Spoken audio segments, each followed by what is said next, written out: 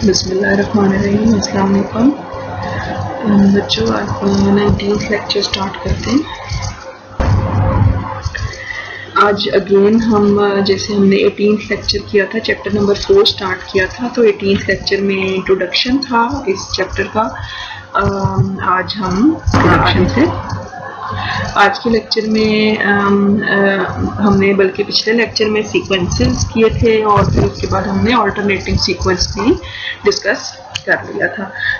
आज हम करेंगे summation notation, product notation, properties of sequences, change of variable, factorial notation. तो ये सारे जो टॉपिक्स हैं ये आज के लेक्चर में इंक्लूडेड हैं। Okay, first of all, let's go on summation. If m and n are integers and m is less than or equal to n, the symbol summation k is from m to n. Ak reads the summation form from k equals m to n of a sub k is the sum of all terms am, am plus 1, am plus 2 up to an. Yani starting is from k is equal to m and ending is at k is equal to n.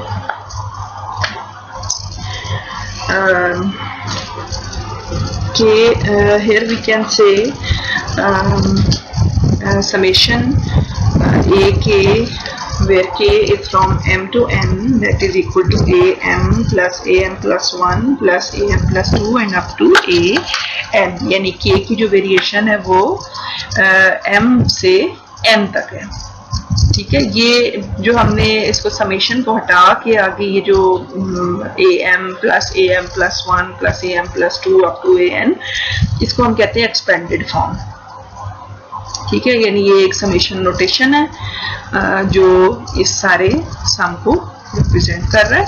Here we can say this m is the lower limit of summation and n is the upper limit of summation, right?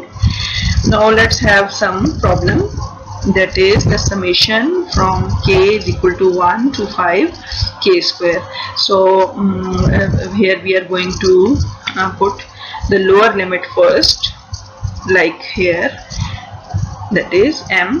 तो यहाँ पर हमारी lower limit जो है वो 1 है, तो हम पहले सबसे k की जगह पर 1 पुट करेंगे and then it is k square means 1 square. Summation means this is sum of some terms plus 2 square for k is equal to 2 और k की वेरिएशन जाएगी 5 तक। तो इन सारे नंबर्स का सम that will be equal to 55.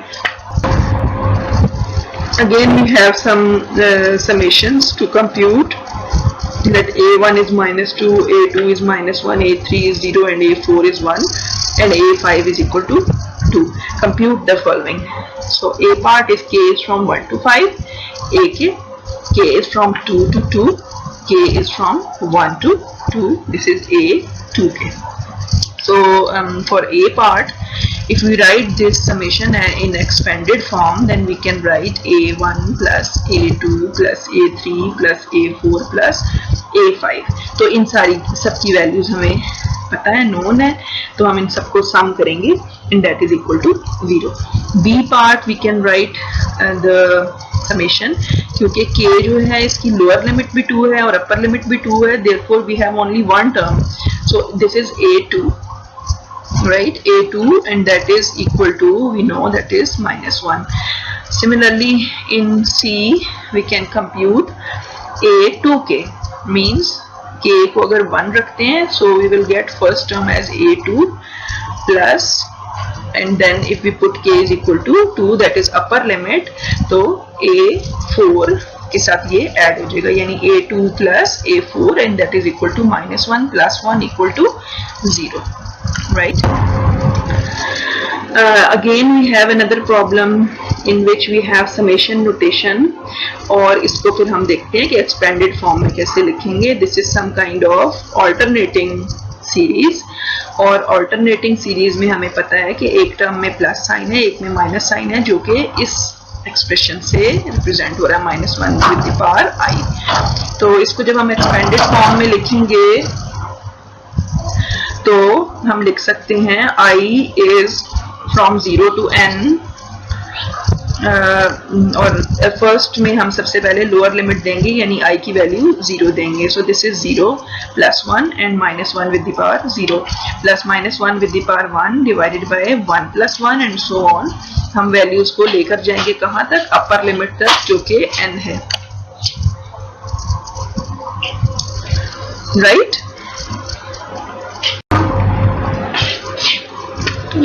Now we can write expanded form to summation notation. This is we can write now we have this problem of expanded form to summation notation, यानी अब हम reverse काम करेंगे कि summation notation में लेकर जाएंगे expanded form से। तो हम यहाँ पे देख सकते हैं ये जो प्रॉब्लम है इसमें बहुत सारी टर्म्स हैं जो ऐड हो रही हैं। तो अब हमें यहाँ ये देखना है कि वेरिएशन किस नंबर के ऊपर आ रही है। मसलन this is 1/n, this is 2/n + 1, this is 3/n + 2। तो एक तो डिनोमिनेटर के अंदर चेंज आ रहा है यानी n के साथ 0 प्लस हो रहा है, n के साथ 1 हो रहा है, n के साथ 2 प्लस हो रहा है, और इसी तरह से न्यूमरेटर में एक दफ़ा 1 है, दूसरी दफ़ा 1 उसमें और ऐड हो गया, फिर 1 उसमें और ऐड हो गया।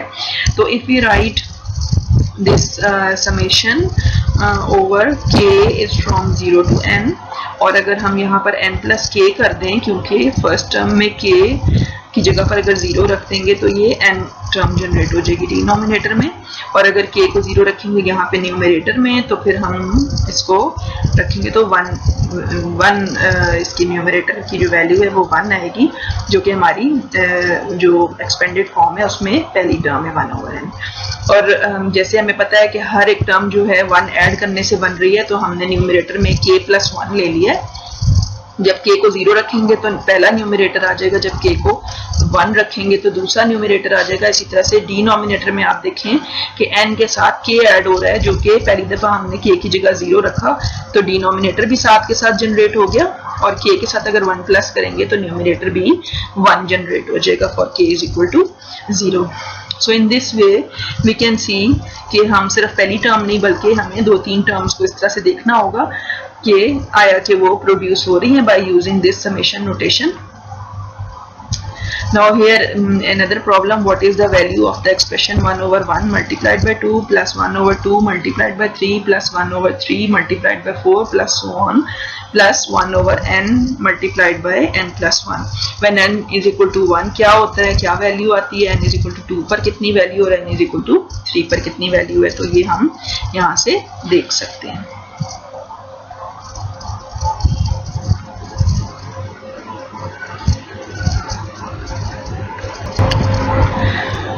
समेशन में हम कुछ पार्ट सेपरेट भी कर सकते हैं। मसलन ए पार्ट है rewrite the summation i is from 1 to n plus 1 1/i square by separating off the final term। b part is write k is equal to 0 to n 2k plus 2 n plus 1 है the single summation। तो a part में हम देखें n plus 1 तक values जा रही हैं, 1/i square है, तो हम इसमें अगर फाइनल टर्म को सेपरेट करना चाहें तो i की वैल्यू फाइनल टर्म के लिए है n plus 1।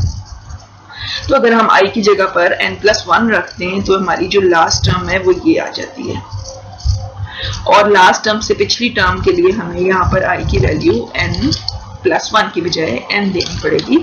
Therefore we can write the summation as i is from 1 to n 1/i square, और प्लस एक लास्ट टर्म को हमने सेपरेट यहाँ पे कर दिया। सिमिलरली इन दिस केस के हम इस समेशन जो है इसके अंदर 2 टर्म्स हमें नजर आ रही हैं, इसको जब हम कंबाइन करके एक समेशन में लेके जाएंगे तो वो कैसे करेंगे कि हमें पता है कि यहाँ पर k = 0 से n तक है, जो 2 के ऊपर 2 raised to power k है, तो और इसके साथ प्लस हो रहा है 2 raised to power n plus 1।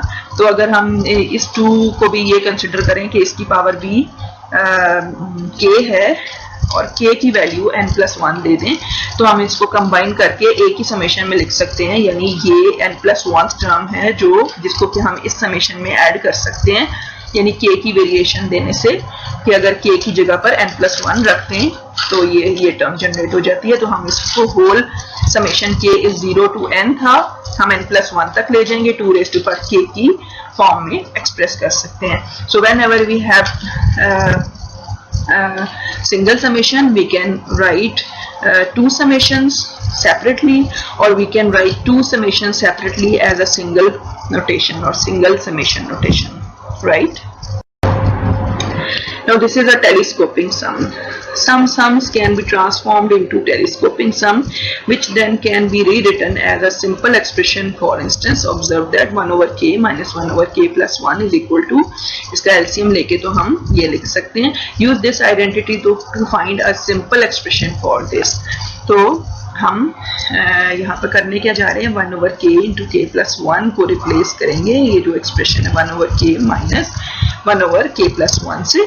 First of all we are going to replace this, then putting the values of k, अगर k को 1 रखते हैं तो this is 1 over 1 minus 1 over 2, और k is equal to 2, this bracket will convert into 1 over 2 minus 1 over 3 plus this bracket will convert into 1 over 3 minus 1 over 4 and so on, और last term जो है वो हमारी क्या है, k की जगह पर हमने n रखा।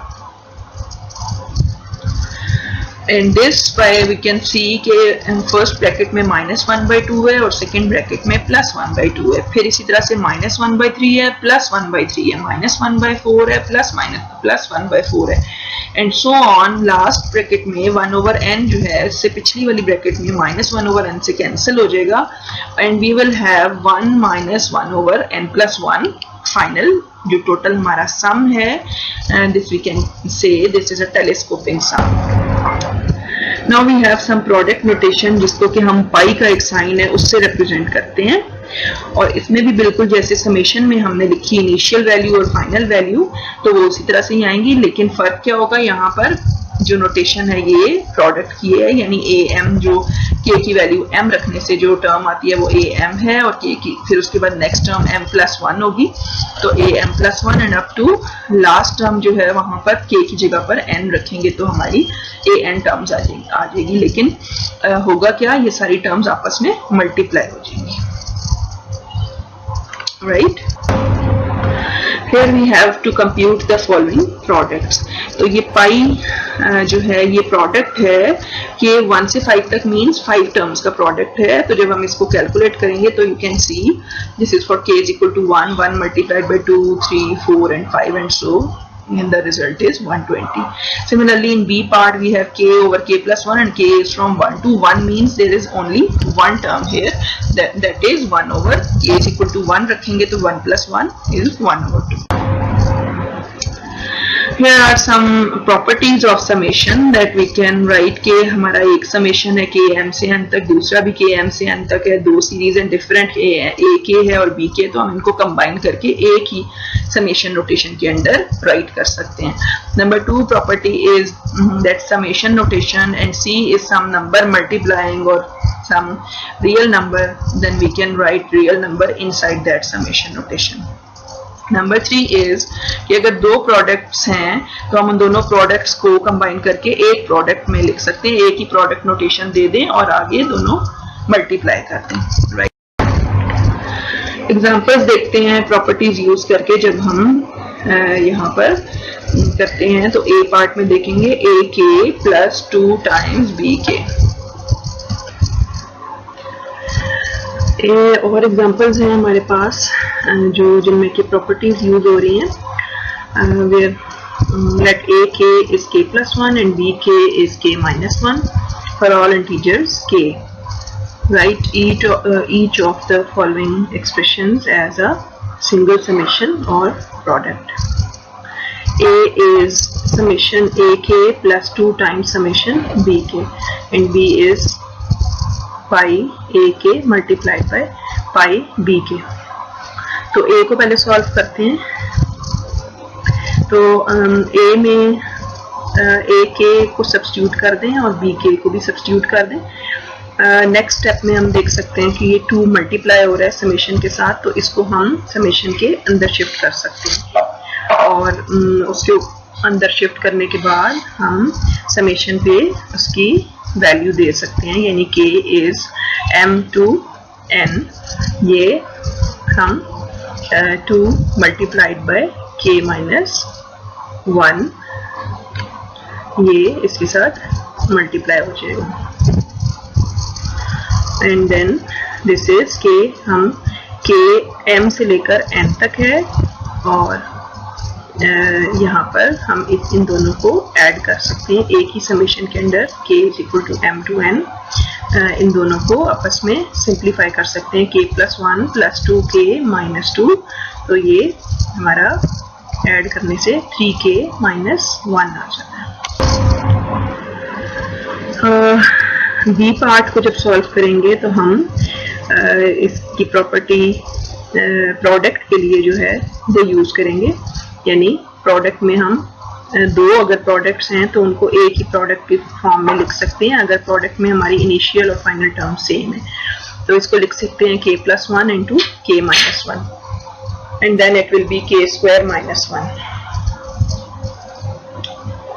राइट।